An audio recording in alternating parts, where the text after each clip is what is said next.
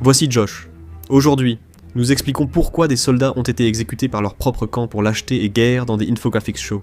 Dans certaines guerres, survivre aux tranchées et au gaz ne garantissait pas la vie. La plupart des gens associent les crimes militaires à la désertion, lorsqu'une personne quitte totalement l'armée, ou à la mutinerie, où des soldats se rebellent contre leurs officiers. Mais les armées avaient une autre accusation, bien plus vague et tout aussi terrifiante, la lâcheté.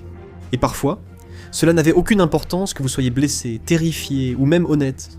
Dans au moins un cas, l'armée américaine a exécuté un homme non pour avoir tiré sur l'ennemi, mais pour avoir avoué qu'il avait trop peur pour se battre. Nous reparlerons de lui. Contrairement à la désertion, où vous quittiez réellement votre unité, ou à la désobéissance à un ordre, la lâcheté pouvait signifier presque n'importe quoi.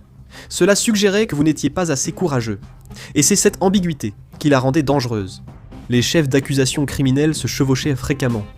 Un soldat refusant de sortir de la tranchée risquait d'être accusé de désobéissance, de lâcheté, voire des deux.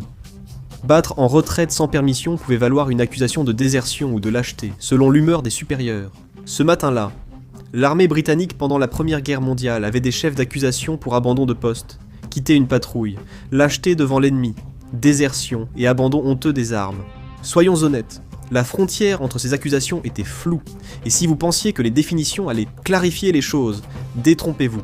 En 1916, l'armée britannique disait en gros que la désertion, ce n'est pas seulement s'enfuir, c'est aussi parler à voix haute, de s'enfuir, essayer de déserter, aider quelqu'un d'autre à déserter, voire simplement pousser quelqu'un vers cette idée.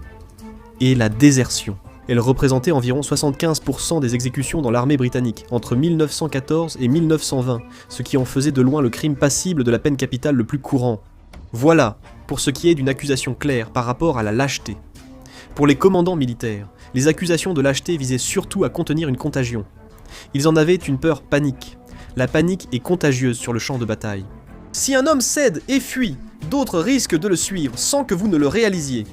Des unités entières s'effondrent, les lignes de défense tombent et votre offensive échoue avant même d'avoir commencé. Alors les armées ont élaboré tout un éventail de punitions destinées à combattre la peur par une peur encore plus grande, et cette peur n'avait rien de théorique non plus. En 1917, l'armée française tout entière s'est littéralement effondrée, et cela a failli leur coûter la guerre entière. Un général français nommé Robert Nivelle a promis qu'il pouvait gagner la Première Guerre mondiale en 48 heures, avec une attaque massive. Après 3 ans de guerre de tranchées, ses supérieurs désespérés ont accepté. Et l'attaque a échoué de façon catastrophique. 187 000 pertes françaises, sans pratiquement aucun terrain gagné. Comme on pouvait s'y attendre, les soldats ont craqué. Près de la moitié des divisions françaises ont refusé de participer à d'autres attaques jugées suicidaires. Environ 3400 soldats ont été jugés. Les estimations du nombre d'exécutions varient d'environ 26 à 50, voire plus. Des milliers d'autres ont écopé de lourdes peines de prison, ou ont été envoyés dans des bataillons disciplinaires coloniaux. Le plus fou, c'est que si les Allemands avaient su que la moitié de l'armée française était en grève, ils auraient sans doute gagné la guerre immédiatement. Mais ils ne l'ont jamais découvert. Les mutineries ont failli faire sortir la France de la Première Guerre mondiale. Complètement. Seule la chance a empêché l'autre camp de découvrir à quel point les Français étaient devenus vulnérables dans une telle situation. Qu'est-ce qui pouvait vraiment valoir une accusation de lâcheté ? Refuser d'avancer sur ordre, c'est l'exemple évident. Quand les sifflets retentissaient pour sortir de la tranchée, vous montiez à l'échelle et couriez vers le feu des mitrailleuses. Battre en retraite sans ordre, même si rester assurer la mort, pouvait être vu comme de la lâcheté. Quitter son poste, s'endormir comme sentinelle, ou abandonner ses camarades était considéré comme de la lâcheté. Les blessures auto-infligées étaient aussi vues ainsi. Les soldats se blessaient volontairement la main ou le pied pour être évacués à l'arrière. Assez grave pour un renvoi en Grande-Bretagne, mais pas assez pour les empêcher de travailler après la guerre. Les médecins militaires sont devenus experts pour les repérer, et s'ils étaient découverts, les soldats risquèrent la cour martiale. Il faut des preuves pour montrer à quel point la société s'est obsédée par la répression de la lâcheté, même chez les civils en guerre.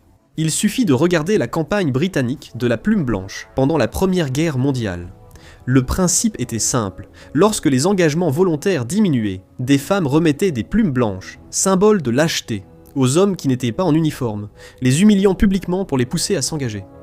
Ça semble patriotique, non ? Ils donnaient constamment des plumes aux mauvaises personnes, y compris à des soldats en permission et à des anciens combattants blessés. Un homme a dû montrer sa main manquante à une femme pour qu'elle s'excuse.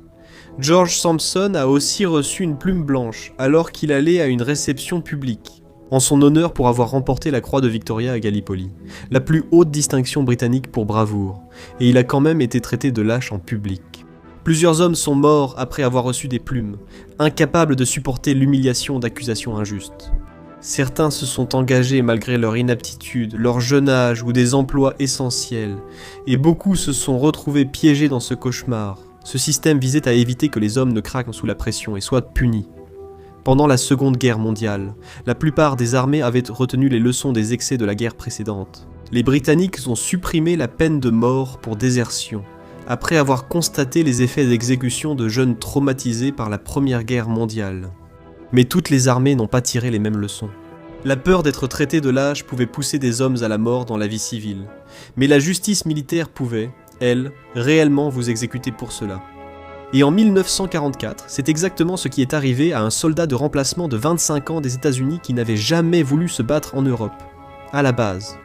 Le 9 octobre 1944, déployé quelque part en France, Eddie Slovic fit quelque chose que des milliers d'autres soldats américains avaient fait pendant la Seconde Guerre mondiale. Il a déserté. Ce n'était pas une lâcheté officielle. Mais en temps de guerre, la désertion était considérée comme telle. Slovic, originaire de Détroit avec un casier judiciaire, fut enrôlé malgré ses protestations. Il s'était marié, avait trouvé un emploi et travaillait dans une entreprise de plomberie et chauffage. Lorsque l'armée a abaissé ses critères de recrutement et a commencé à appeler, il s'est avéré que, quand l'armée a besoin d'hommes, sa disqualification antérieure à cause de son casier judiciaire n'avait plus d'importance. En janvier 1944, Slovic a été formé pour devenir fantassin, ce qui n'était pas une vocation idéale car il détestait en réalité les armes à feu. Dès son arrivée au front, les bruits d'artillerie l'ont terrifié. Quelques heures après, lui et un autre remplaçant ont été séparés par un bombardement allemand. L'autre soldat a retrouvé son unité. Slovic était resté à l'écart pendant plusieurs semaines, passant du temps avec une unité canadienne avant de se rendre. Il a avoué par écrit avoir déserté, et ses supérieurs lui ont en fait laissé une chance. En gros, s'il retournait dans son unité, ils oublieraient toute l'affaire. Slovic s'est retourné, mais lorsque l'unité a essuyé des tirs, il a refusé de servir. Dans une compagnie de fusiliers, il a dit à son commandant qu'il s'enfuirait encore s'il devait combattre. Puis il l'a de nouveau mis par écrit, avouant en substance une seconde fois sa désertion et déclarant son intention de s'enfuir. S'il était envoyé en première ligne, cela ressemblait plus à un refus calculé qu'à une véritable panique. Mais cela arriva au pire moment. Après une campagne éprouvante en France depuis le jour J, l'hiver arrivait, les désertions augmentaient, et les commandants voulaient aller faire passer un message. Et voici le problème. Quand des milliers désertent, on n'exécute pas des milliers, on en exécute un pour effrayer les autres. Accusé de lâcheté ou de désertion, une personne était jugée rapidement par la justice militaire, surtout en temps de guerre. Le processus commençait généralement par un officier portant des accusations pendant la Première Guerre mondiale. Cela se produisait souvent directement dans les tranchées. Votre officier commandant pouvait vous accuser sur le champ. Ensuite venait le procès, et appeler cela un procès est généreux. Au mieux, une cour martiale était convoquée. Voici comment cela fonctionnait. 3 officiers, pas d'avocat, pas de temps, et parfois aucune seconde chance.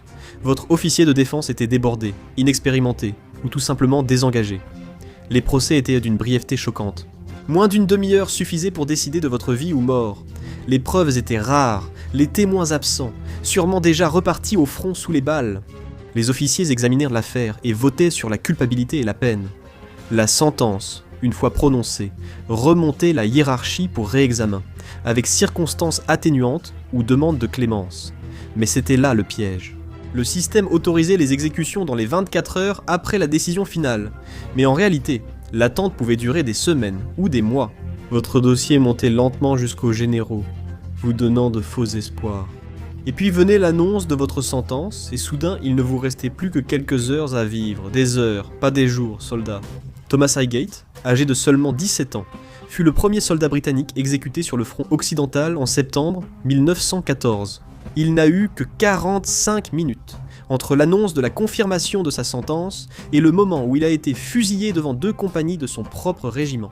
Le général voulait qu'il soit exécuté de la manière la plus publique possible, pour faire passer un message et montrer qu'il ne fallait pas s'attendre à ce que quelqu'un se soucie de votre état mental. Les soldats qui avaient été soufflés par des obus, qui avaient des crises de nerfs documentées, qui souffraient clairement de ce que nous appelons aujourd'hui le SSPT, cela n'avait tout simplement aucune importance. Les médecins militaires affirmèrent que ces hommes simulèrent la maladie, alors qu'en réalité ils tremblaient sans cesse, ou devenaient catatoniques à cause du traumatisme. L'idée que le combat pouvait briser même des soldats volontaires n'était pas quelque chose que la plupart des armées acceptaient. Vous voulez entendre parler d'un système encore pire. La Rome antique pratiquait la décimation, ce qui est aussi brutal que cela en a l'air, si une légion montrait de la lâcheté.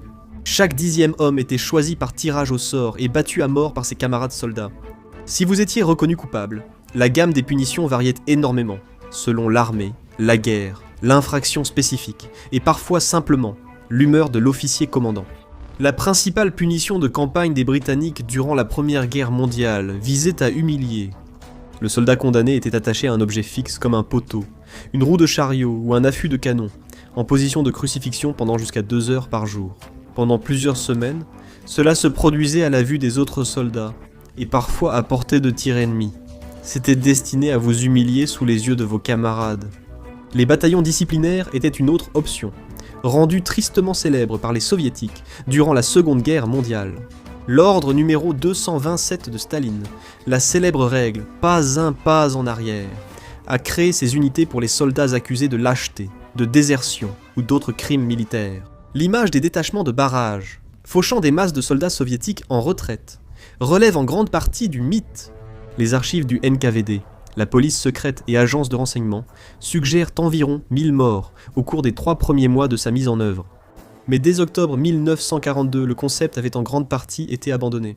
La plupart des soldats capturés par les unités de barrage étaient renvoyés dans leurs unités ou envoyés dans des bataillons disciplinaires, rarement exécutés. Ces bataillons étaient cependant très brutaux.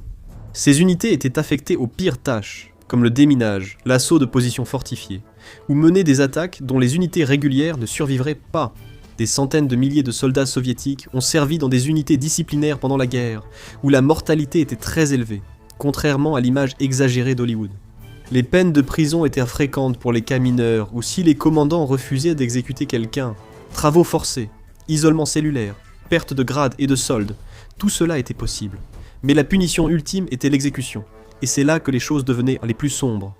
Pendant la Première Guerre mondiale, l'armée britannique a exécuté 306 soldats pour lâcheté, désertion ou infractions similaires. Beaucoup étaient des adolescents, certains souffraient de traumatismes psychologiques. Les procès étaient expéditifs, le processus d'appel minimal. Ces hommes étaient attachés à des poteaux à l'aube et fusillés par des pelotons d'exécution composés de leurs propres camarades. Des hommes qui, parfois, visaient délibérément à côté, obligeant les officiers à donner le coup de grâce. En 2006, ces 306 soldats ont été graciés à titre posthume, le gouvernement britannique reconnaissant enfin que beaucoup avaient été victimes d'injustice. Ils souffraient de ce que nous reconnaissons aujourd'hui comme étant un trouble de stress post-traumatique, ou le shell shock. D'autres avaient simplement été utilisés comme bouc émissaire pour les échecs du commandement. La méthode était presque toujours le peloton d'exécution, bien que les détails variaient. Parfois, on retirait les boutons de l'uniforme du condamné, et on épinglait une cible en papier sur son cœur pour guider les tireurs. Il était parfois bandé aux yeux, ou faisait face à ses bourreaux. Cela se produisait généralement à l'aube, loin des troupes, mais parfois publiquement pour renforcer l'effet dissuasif. Le condamné passait souvent sa dernière nuit à écrire à sa famille, sachant qu'on leur annoncerait sa mort déshonorée. La stigmatisation persistait même après la mort. Les familles des soldats exécutés recevaient parfois des pensions réduites, voire aucune, et la honte pouvait les poursuivre pendant des générations. Il suffit de penser au soldat Eddie Slovak. Il a été traduit en cour martiale le 11 novembre 1944. Son procès a duré moins de 2 heures. Il a été reconnu coupable et condamné à mort. La sentence est remontée la chaîne de commandement, passant sur le bureau du général Dwight D. Eisenhower, commandant suprême des forces alliées. Eisenhower l'a confirmé. Sur environ 21 000 soldats américains, jugés pour désertion pendant la Seconde Guerre mondiale, environ 49 ont été condamnés à mort. Slovak serait le seul à être réellement exécuté, le 31 janvier 1945 dans un petit village français. Eddie Slovik a été conduit dans une cour. Ses derniers mots furent « Ils ne me fusillaient pas pour avoir déserté l'armée des États-Unis. Ils ont juste besoin de faire un exemple, et c'est moi parce que je suis un ancien détenu. Ils me fusillardent pour le pain et le chewing-gum volé à 12 ans. Une cible en papier épinglée sur sa veste, au cœur. 12 soldats de sa division ont formé le peloton d'exécution à 10h04. Les 12 ont tiré avec leurs fusils M1 Garand touchant Slovak au cou, à l'épaule, à la poitrine, au cœur et au bras. Pourtant, il n'est pas mort immédiatement. Il est mort alors que le peloton d'exécution préparait une seconde salve. Il a été enterré dans une tombe secrète avec d'autres soldats américains exécutés pour crimes sexuels et meurtres. Pour l'armée, Les criminels ne doivent pas reposer avec les morts honorables. Sa femme n'a découvert la vérité sur sa mort que des années plus tard, alors qu'on lui avait simplement dit qu'il était tombé au combat. Elle et d'autres ont adressé des pétitions à plusieurs présidents américains pour obtenir une grâce posthume pour Slovak, toutes refusées. Eddie Slovak reste le seul soldat américain exécuté pour désertion depuis la guerre de sécession, bien que des milliers aient commis la même infraction. Il a servi d'exemple lors d'une période désespérée, quand les commandants voulaient rappeler la discipline. La lâcheté n'était pas toujours de la lâcheté, parfois c'était un traumatisme, parfois c'était de l'épuisement, et parfois ce n'était qu'un homme malchanceux choisi pour servir d'avertissement. Découvrez comment un soldat refusant de se battre est devenu le plus décoré de la Première Guerre mondiale, ou cliquez sur cette vidéo.